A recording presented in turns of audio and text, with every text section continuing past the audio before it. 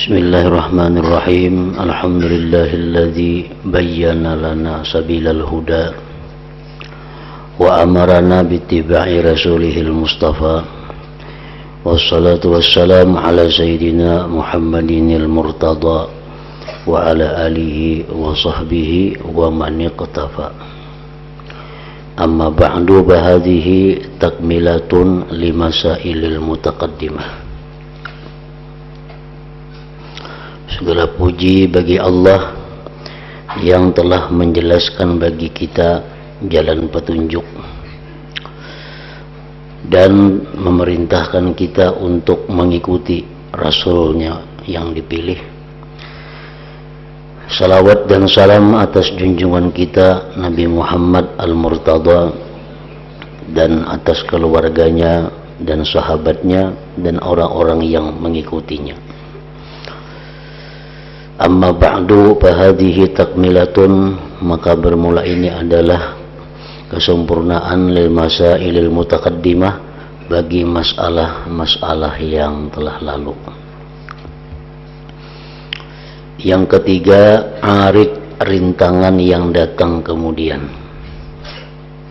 Setelah kita menjalankan ibadah dengan baik, menjalankan ibadah dengan teratur, maka pasti akan datang halangan dan rintangan agar ibadah kita itu terhenti dan terputus. Bermacam-macam rintangan yang datang. Di sini disebutkan yang ketiga, yaitu qada'ullah, ketetapan dari Allah dan macam-macamnya. Qada'ullah itu artinya adalah ketetapan Allah pada masa azali. Ketetapan Allah pada masa azali tentang keadaan makhluknya. Allah Subhanahu wa ta'ala sudah sejak dahulu, belum kita ada di bumi ini, sudah menetapkan bahwa kita akan demikian.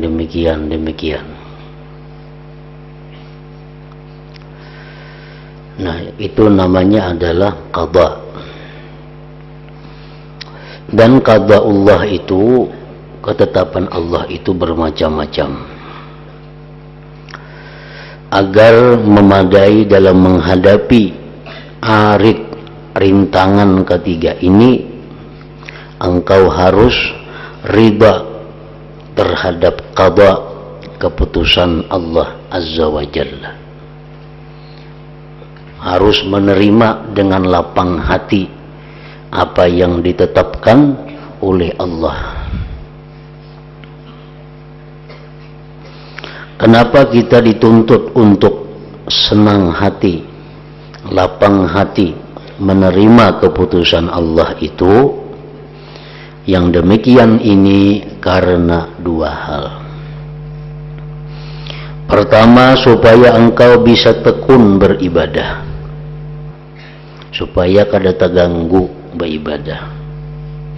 Sebab kalau engkau tidak ridha, tidak lapang hati terhadap qada'ullah, terhadap keputusan Allah, engkau pasti sedih dan hati engkau sibuk, bertanya-tanya dalam hati, mengapa bisa begini, apa sebab akan begini.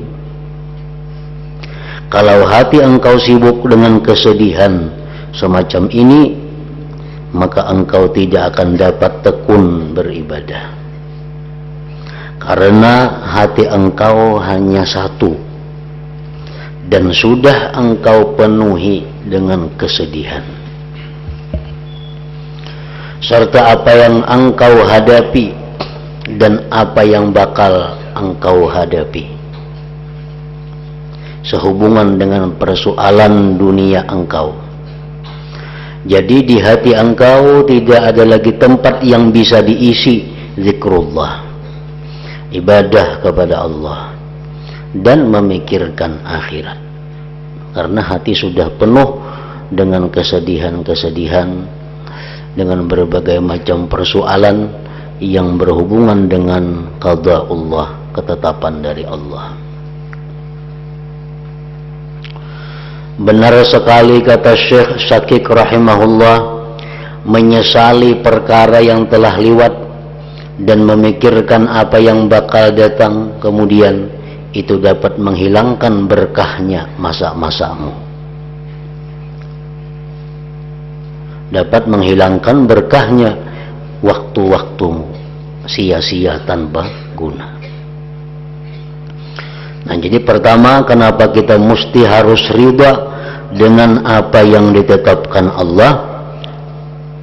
Supaya hati kita lapang untuk bisa beribadah. Yang kedua, kenapa kita mesti ridha dengan ketetapan Allah? Dikhawatirkan akan mendapat murka Allah kalau kita tidak ridha.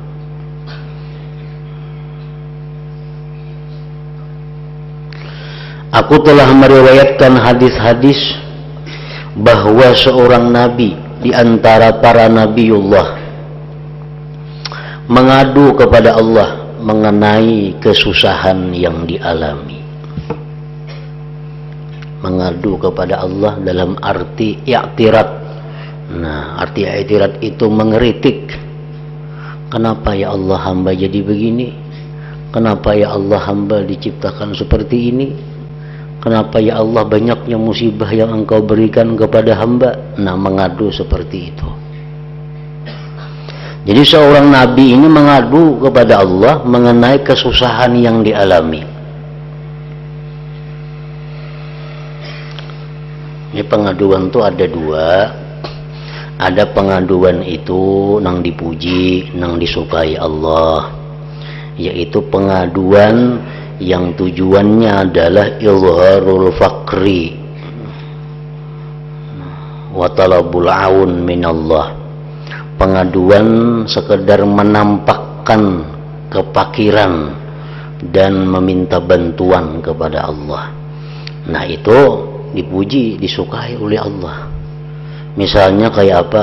Ya Allah, ana marid. Ya Allah, ulun sakit, paspini sembuhkan ulun.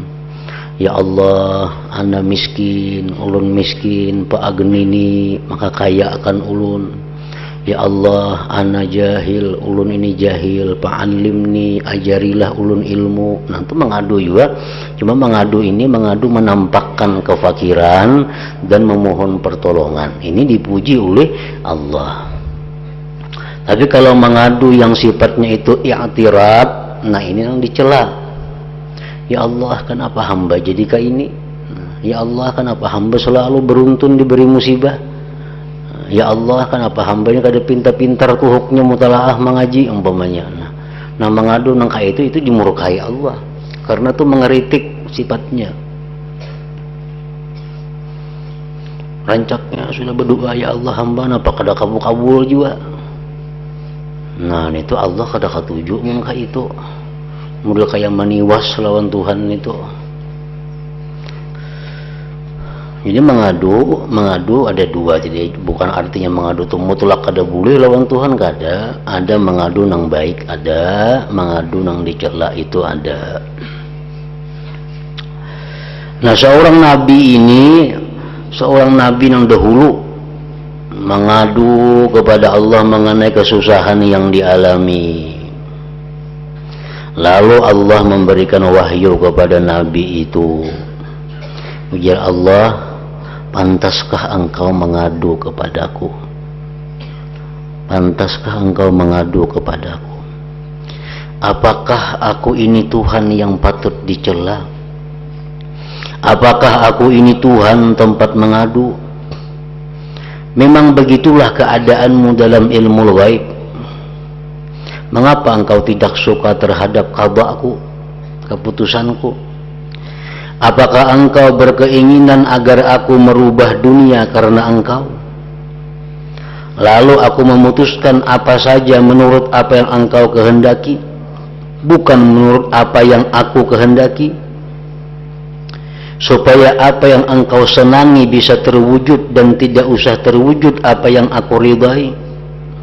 Demi keagunganku, ujar Tuhan, aku bersumpah bahwa apa yang engkau adukan kepadaku ini, kalau tergerak di hatimu sekali lagi, maka pasti aku mencabut nur kenabian dari dirimu, dan tentu aku akan menceburkanmu ke dalam neraka. Aku tidak peduli. Nah, jadi itu mengadu nang sifatnya i'tirat tadi, mengadu nang sifatnya mengeritik tadi. Allah marah.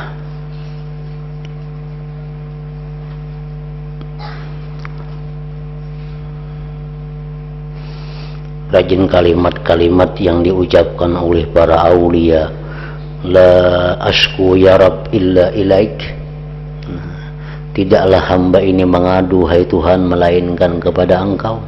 Nah, ini mengadu nang baik tadi, mengadu nang melapor nang terpuji tadi. Lain melapor kepada Tuhan nang sifatnya mengeritik lain. Nah, si Nabi ini mengadu kepada Tuhan sifatnya mengeritik, lalu Allah benci, Allah murka, bahkan Allah mengancam, bila lagi sekali ya Tuhan ikam mengadu seperti itu, ikam ku cabut daripada kenabian. Orang yang berakal hendaklah mendengarkan dan memperhatikan aturan dari Tuhan yang sangat penting ini, dan ancaman Allah yang amat mengerikan ini terhadap para nabinya dan hamba-hamba yang pilihan ini. Hamba nang pilihan Allah, hamba yang sangat dicintai Allah, tapi karena ia mengeritik kepada Allah, mengiktirat kepada Allah, Allah ancam. Padahal ini seorang nabi. Nah, bagaimanakah kira-kira tindakan Allah terhadap selain nabi? Hanya kada nabi kayak apakah orang itu? Kemudian coba perhatikan firman Allah tersebut di atas, seandainya apa yang engkau adukan kepadaku itu tergerak sekali lagi di dalam hatimu, aku cabut kenabian. Nah, ancaman ini ditujukan kepada gerak-gerik hati. Padahal di hati itu, kenapa ya Allah hamba ini beruntun dapat musibah nih? Kenapa ya Allah hamba ini bilang hamba harus yang diberi nang kada nyaman. Dalam hati aja begeritik ini tuh sudah sarik Tuhan. Lalu bagaimana kalau orang yang menghadapi qada itu, menghadapi keputusan itu berteriak-teriak, mengeluh dan mengadu kepada Tuhannya di depan orang banyak, serta mengajak teman-temannya untuk membantu pengaduannya. Apalagi tak ucap di muntung artinya, apalagi di tengah orang banyak pulang mengadu. Kan apakah Tuhan ini aku ini sarik kah? Orang aku kan dapat musibah terus. Nah, disuarakan di hadapan orang. Nah, Allah makin benci lagi nih tuh. Dalam hati kita Tuhan sudah sarik, apalagi diucapkan. Ancaman tersebut ditujukan kepada orang yang tidak suka terhadap qada Allah sekali saja. Lalu bagaimanakah ancaman Allah bagi orang yang selama hidupnya selalu membenci qada, membenci keputusan Allah? Ancaman ini untuk orang yang mengadu kepada Allah. Lalu bagaimana murka Allah kepada orang yang mengadu kepada selain Allah?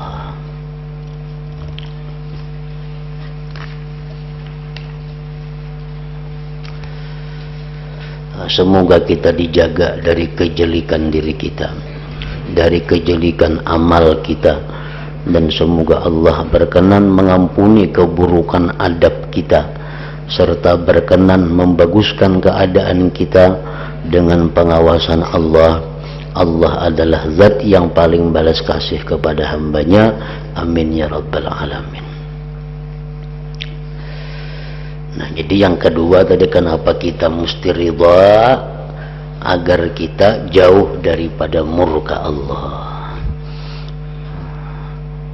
Pertama, supaya kita bisa lapang hati beribadah. Yang kedua, supaya jauh dari murka Allah, maka kita hendaknya selalu lapang hati. Nah, lapang dada menerima apa yang diberikan Allah, apa yang diputuskan oleh Allah. Jangan memperutis, jangan mengeritik apa yang sudah ditentukan oleh Allah. Seandainya ada orang bertanya, apa arti ridha kepada qada itu? Kayak apa ngaran ridha lawan keputusan Allah tuh kayak apa ngaran ridha itu? Ketahuilah bahwa para ulama kita telah berkata ridha itu meninggalkan kebencian hati. Yang dinamakan kebencian hati itu menyebut-nyebut selain apa yang menjadi qada'ullah, keputusan Allah. Dianggap lebih baik bagi orang itu ketimbang qada'ullah, keputusan Allah, dan lebih patut baginya dalam perkara yang tidak diyakini rusak atau baiknya, seperti kekayaan, kesehatan, kepangkatan. Jadi meninggalkan rasa benci ini menjadi syarat dalam ridha. Pahamilah hal ini. Jadi artinya ridha itu artinya adalah meninggalkan jaka. Meninggalkan jaka. Ini perkara dalam hati. Ridha ini dalam hati. Bisa diucapkan di muntung, bisa kada. Ini dalam hati ini. Dapat apa? Dapat misalnya kita dapat sesuatu rezeki, dapat rezeki 10.000. Kalau dalam hati kita ada begeritik, jaka aku tadi keluar rumah akunya 20.000 dapat. Tapi karena aku bakurung di rumah itu jadi kada keluar di antara orang 10.000 aja. Jakanya aku turun tadi dapat 20.000. Nah, itu karenanya kada ridha lawan ketetapan Allah. Jaka itu dalam hati begeritik. Jakanya aku nih dahulu sekolah bujur-bujur jadi insinyur sudah aku nih. Jaka nya kada sekolah bahari kada kakaruan nih jadi macam ini. Nah, itu kada ridha dengan apa yang ditetapkan oleh Allah. Jadi jangan sekali-kali nangka itu, karena itu ngarannya adalah kada menyukai apa yang sudah ditetapkan oleh Allah. Amun diucapakan maginya lagi Tuhan kada katuju bertambah kada katuju. Jaka ikam tulak kada kaya itu pang jadinya. Tapi karena ikam kada tulak ya nangka ini nih. Nah, misal bermamai untuk ngarannya jelas sudah di luar daripada hati sudah hibak tuh kalau tak keluar. Jaka ikam tuh berhati-hati bujur-bujur kadanya hilang pang itu. Ini ikam misalkan pembarang orangnya, barang sudah hilang, bahaya hilang. Nah makanya mungkin ada apik, ajam apik kadanya hilang pang itu. Nah ada hati-hati. Nah itu ngarannya kada ridha dengan apa yang ditetapkan oleh Allah. Jadi meninggalkan jaka nih tuh amun yang sudah terjadi nih.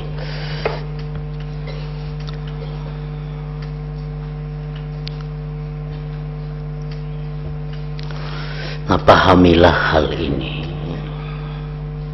Jadi itu berbahaya nih tuh, mendatangkan murka Allah. Ya Tuhan, siapa nang kada ridha lawan keputusanku, cari Tuhan selain aku, dan ikam keluar pada bumi ini cari bumi yang lain pada ulahanku. Nah kemana lagi? Nah namun kita kada mengaji, kada menuntut ilmu, kada tahu, dikira itu boleh aja kita nangka itu, padahal itu berat hukumannya. Allah sangat benci kepada orang nang kada ridha tadi, nang jaka-jaka tadi.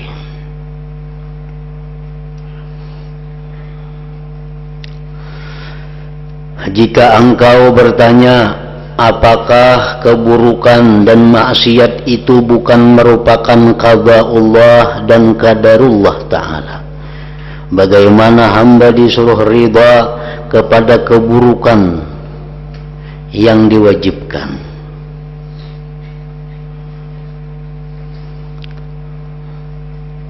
Qada itu keputusan Allah, sedangkan qadar, takdir itu wujud daripada keputusan. Misalnya di masa azali Allah menentukan si Fulan bin Fulan akan lahir pada tanggal 7 Mei tahun 2011, seorang laki-laki yang putih, yang ini. Itu sudah ada keputusannya jutaan tahun telah lalu. Nah kemudian esok tanggal 7 Mei lahir. Nah itu ngarannya qadar. Nah itu ngarannya adalah qadar. Jadi qadar lawan qada itu berkait. Ada qada, ada qadar. Ada qadar pasti ada qada sebelumnya. Qadar itu merupakan wujudnya daripada qada. Tanggal 7 Mei si Fulan bin Fulan dapat rezeki sekian, itu keputusan Allah. Esok tanggal 7 Mei dapat rezeki. Nah itu namanya takdir atau qadar tadi.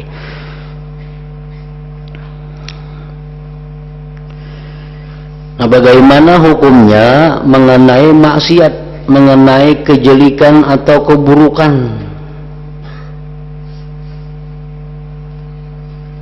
Bagaimana caranya kita ridha dengan maksiat?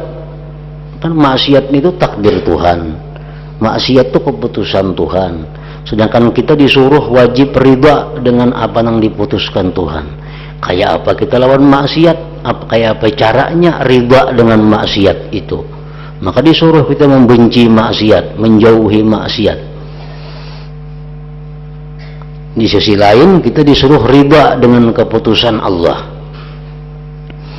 Nah ketahuilah, kewajiban ridha adalah kepada qada'ullah. Kewajiban ridha adalah kepada qada'ullah. Qada jelek tidaklah jelek, yang jelek hanyalah perkara yang diqada. Jadi ridha kepada qada itu bukan berarti ridha kepada kejelikan. Si Fulan berbuat maksiat, kita wajib ridha. Ridha ke mana? Kita wajib ridha kepada Allah yang telah memutuskan si Fulan itu maksiat. Maka kenapa si Fulan itu maksiat lah, pada orangnya baiknya. Jakanya si anu maksiat, wajar aja orangnya kada mengaji. Si Fulan tuh orangnya menuntut ilmu, orangnya paamal, kenapanya maksiat? Nah itu kada ridha dengan keputusan Allah ngarannya. Kita ridha kepada Allah yang telah memutuskan bahwa Fulan bin Fulan melakukan maksiat, wajib ridha. Kenapa anakku nang jadi peminum? Kenapa anakku nang jadi penjudi? Maka anakku tuh menuntut ilmu orangnya. Nah itu karena kada ridha. Kita wajib ridha bahwa anak kita yang dipilih Tuhan jadi ahli maksiat. Kita wajib ridha kepada Tuhan yang menentukan anak kita ini orang nang ketujuh maksiat. Wajib ridha lawan Tuhan. Jangan mengeritik Tuhan, ya Allah kenapa anak hamba jadi maksiat nih Allah. Maka hamba mendoakan engkau tiap malam, hamba minta sembahyang hajat kepada guru-guru banyak, kenapa masih aja maksiat? Nah jangankah itu, kita wajib ridha kepada Allah yang memutuskan anak kita ini jadi ahli maksiat. Wajib ridha kepada Allahnya.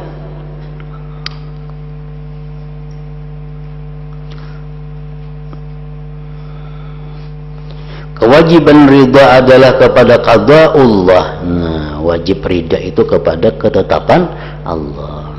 Kita lapang hati menerima ketetapan Allah, anak kita jadi ahli maksiat. Kita ridha dan lapang hati bahwa kita ditetapkan Allah jadi orang maksiat. Kita nih hari ini ditakdirkan Tuhan maksiat, tagawi maksiat. Kita ridha kepada Allah. Allah menetapkan kita hari ini melakukan maksiat. Jangan kali ridha. Jadi ridhanya itu kepada Allah, kepada ketetapan Allahnya. Para guruku rahimahullah telah berkata, perkara yang diqadha, yang diputuskan itu ada 4, yaitu nikmat, sengsara, jelek dan baik. Mengenai nikmat, orang Islam wajib ridha kepada qadha, wajib ridha kepada zat yang mengqadha, Allah, dan kepada yang diqadha. Wajib ridha kepada Allah, wajib ridha kepada ketetapan Allah, wajib ridha kepada nikmat yang diterima.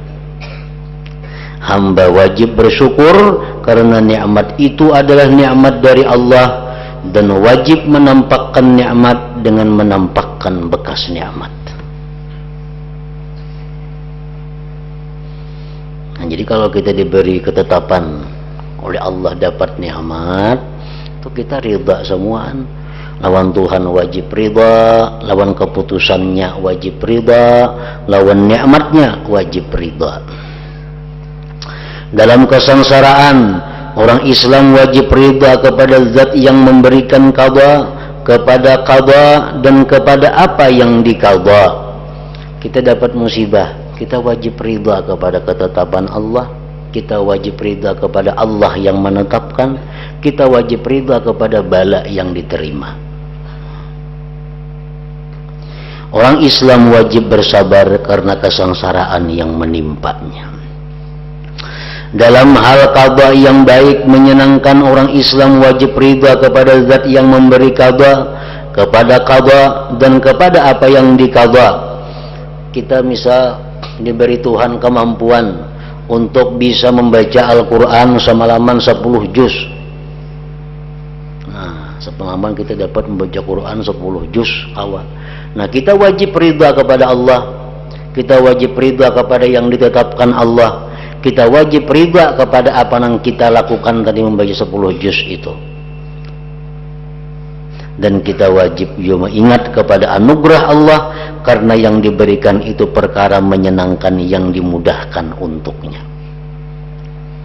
Misalnya kita dari jam 1 sampai jam 2 aku nak membaca Quran 10 juz. Baca Quran jam 1 mulai baca Quran. Sekalinya sampai ingat 5 juzannya. Ingat 5 juzannya awak membaca. Maka rencana 10 juz tadi, tak baca kawal 5 juzannya.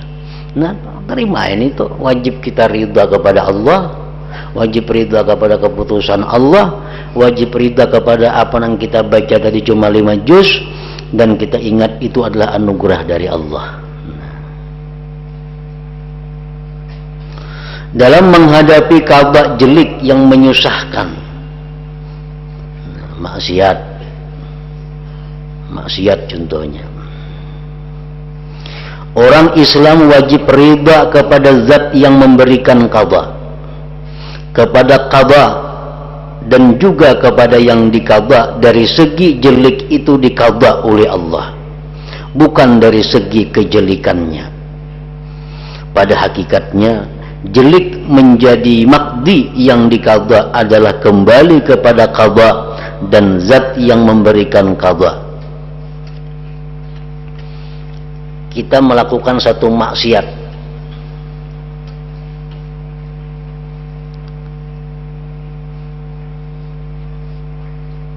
kita wajib ridha kepada Allah selaku yang memutuskan. Kita wajib ridha kepada keputusan Allah yang menjatuhkan bahwa kita pada hari ini dapat maksiat. Yang ketiga, kita wajib ridha kepada keputusan Allah yang mengatakan bahwa perbuatan kita itu maksiat. Kita wajib ridha kepada keputusan Allah yang mengatakan bahwa perbuatan kita itu adalah maksiat.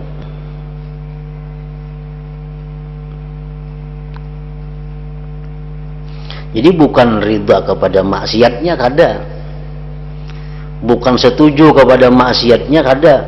Umpamanya minum arak, kita sudah menjaga diri, jangan ada hendak minum, Ada hendak minum arak. Kenapa? Karena keputusan Allah di masa azali kita minum arak.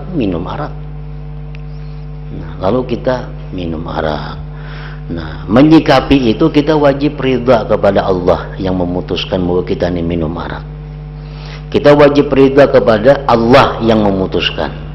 Dan kita wajib ridha kepada Allah yang memutuskan bahwa minum arak itu adalah maksiat. Namun kita dituntut untuk kembali dan tobat kepada Allah. Ini sama saja jika engkau ridha kepada mazhab ulama yang pendapatnya berbeda dengan pendapat engkau sebagai satu hal yang engkau ketahui, tetapi tidak menjadi mazhab engkau. Mazhab itu merupakan satu hal yang engkau ketahui, adalah kembali kepada ilmu. Jadi ridha engkau dan cinta engkau itu sebenarnya adalah ridha kepada pengetahuan mazhab orang yang berbeda pendapat, bukannya ridha kepada mazhab yang berbeda dengan pendapat engkau. Begitu pula ridha kepada apa yang dikata. Nah, kita mazhab Syafi'i, kawan kita ada mazhab Maliki. Kita mazhabnya kada makan, bukan berarti kita kada ridha dengan mazhabnya, kada. Cuma lain pendapat lawan kita. Kita makan mazhab Syafi'i, ini mazhab Maliki. Kita ridha aja mazhabnya itu. Dari segi bahwa itu adalah ilmu daripada para mujtahid terdahulu. Nah, jadi persis angka itu dengan maksiat. Kita ridha kepada Allah yang menetapkan itu maksiat. Kita wajib ridha kepada Allah yang mengatakan, memutuskan bahwa ini maksiat ya Tuhan. Kita ridha, tapi kita mesti menjauhi dengan perbuatan maksiat itu. Sama kayak beda mazhab tadi. Jika ada orang yang bertanya, bolehkah orang yang ridha kepada qada itu memohon tambahan kepada Allah? Misalnya diberi orang kita duit 10.000, ridha ya lah, ridha. Diberi Tuhan 10.000, ridha. Bolehlah minta tambahi lagi. Jawabnya boleh. Jawabnya boleh. Diberi Tuhan rezeki hari ini 10.000, ridha. Diminta tambahi lawan Tuhan, kada apa-apa. Tetapi dengan syarat harus ada kebaikan dan kemaslahatannya tanpa memastikan.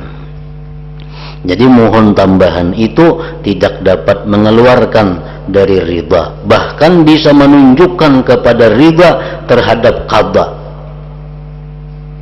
bahkan menunjukkan ridha. Minta tambahi lagi, berarti ketujuh ngarannya. Nah,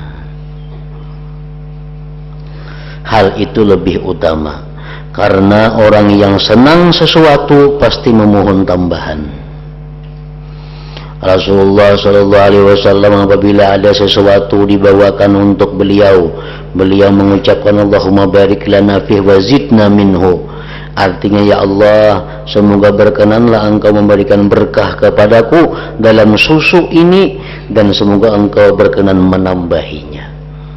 Jadi minta tambahan kebaikan itu bukan berarti kada ridha, justru sebaliknya itu menampakkan keridhaan. Dan pada kesempatan lain beliau mengucap wazidna khairan minhu, artinya semoga berkenanlah engkau memberikan tambahan yang lebih baik daripada pemberian ini. Doa ini tidaklah menunjukkan bahwa Rasulullah tidak ridha kepada apa yang ditentukan Allah untuk beliau, tapi sebaliknya justru menunjukkan ketujuh, menunjukkan ridha. Meminta tambahi. Seandainya engkau berkata tetapi tidak ada riwayat dari Nabi Muhammad SAW bahwa beliau mengadakan istisna, insyaallah serta syarat maslahat dan baik, ketahuilah bahwa perkara-perkara ini ada di hati, dan apa yang diucapkan dengan lisan itu untuk menerangkan apa yang ada di dalam hati. Jadi kalau tidak diucapkan tapi ada di dalam hati, maka tidak perlu dibicarakan. Pahamilah hal ini benar-benar. Jadinya perkara nang istisna itu perkara dengan syarat maslahat itu tuh cukup dalam hati. Namun diucapkan ya baik juga, tapi dalam hati kita sudah cukup. Misalnya, ya Allah berilah hamba ini kekayaan, tapi di dalam hatinya jika itu membawa kebaikan lawan hamba, itu cukup sudah dalam hati. Namun diucapkannya baik juga, tapi dalam hati aja sudah cukup. Ya Allah hamba berilah kepangkatan yang tinggi, tapi di dalam hatinya bersuara amun itu baik lawan hamba ya Allah. Dalam hati sudah cukup itu. Nah, jadi kesimpulannya bahwa yang perlu kita pahami, keputusan Allah kepada kita itu di 4 perkara tadi. Pertama, kita dapat nikmat, wajib ridha kepada Allah, wajib ridha kepada keputusan Allah, wajib ridha kepada nikmat. Yang kedua, kita diberi Allah musibah, wajib ridha kepada Allah, wajib ridha kepada keputusan Allah, wajib ridha kepada musibah itu. Yang ketiga, kita dapat taat, kita wajib ridha kepada Allah, kita wajib ridha kepada keputusan Allah, kita wajib ridha kepada taat yang bisa kita lakukan itu. Yang keempat, maksiat. Nah, maksiat ini kita wajib ridha kepada Allah yang memutuskan, dan kita wajib ridha kepada keputusan Allah, dan kita wajib ridha kepada yang maksiat itu disebut Allah sebagai maksiat, kita ridha. Dan kita tidak boleh ridha kepada maksiat itu dari segi itu adalah usaha dari kita. Nah, jadi disingkat saja jadi 4, nah, disingkat jadi 3. Yang tengah maksiatnya sedikit. Maksiat. Jadi bila kita menggawi maksiat, nah kita wajib ridha. Allah menentukan diri kita nih maksiat. Kita wajib ridha kepada keputusan Allah. Kita kada boleh ridha kepada maksiat dari sisi itu adalah kelakuan kita, usaha kita. Nah, itu aja untuk nyaman sedikit. Allah menentukan kita maksiat, ada perlu disesali, kita ridha. Allah menentukan kita maksiat, kita wajib ridha kepada Allah yang menentukan itu. Tapi kita jangan ridha kepada maksiat dari sisi itu adalah perbuatan kita, usaha kita. Nah, terhadap maksiat, bila kita pandang itu adalah sisi perbuatan kita, usaha kita, kita wajib membenci kepada maksiat itu. Bila maksiat itu kita pandang itu adalah keputusan dari Allah, kita wajib ridha kepada keputusan Allah. Nya mau orang tuh kada ridha, aku ini asa tuhuk sudah menjaga diri supaya jangan maksiat, tagawi pulang maksiat hari ini. Nah, kada hawakah itu? Kalau sudah keputusan Allah kita hari ini menggawi maksiat, tagawi maksiat itu, kita mesti ridha dengan apa yang diputuskan Allah. Nang kita kada ridha itu kepada maksiat dari sisi itu adalah usaha kita. Nang kita disuruh membenci maksiat itu dari sisi itu adalah usaha kita. Nang kita disuruh menjauhi maksiat itu, memurkai maksiat itu dari sisi maksiat itu usaha kita. Nah, itu dari sisi usaha kita itu nang kita disuruh membenci maksiat, menjauhi maksiat. Tapi kalau kita pandang bahwa maksiat itu adalah keputusan Allah, nah kita wajib ridha kepada keputusan Allah. Jadi maksiat itu dari segi mana memandangnya. Kalau maksiat itu kita pandang bahwa itu adalah keputusan Allah, kita wajib ridha. Di waktu kita pandang bahwa maksiat itu adalah usaha kita, kita wajib benci kepada maksiat itu. Dan kedua-duanya itu mesti menyatu, kada boleh dipisah. Jadi sebuah maksiat itu pasti ada dua sisi.